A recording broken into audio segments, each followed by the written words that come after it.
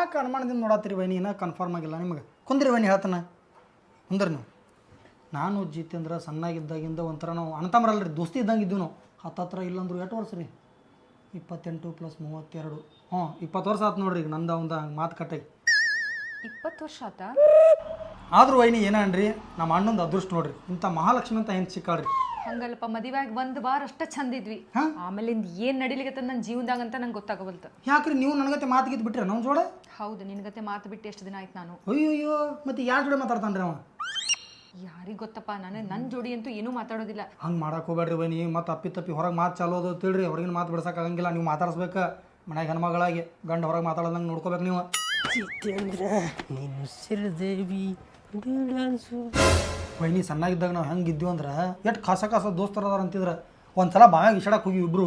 ಆ ಮಗಂದ ಚೆಡ್ ಹರಿದೈತಿ ನನ್ನ ಚಡ್ಡಿ ಕೊಟ್ಟು ಅವ್ನು ಮಾನ ಉಳಿಸಿನ್ನೆ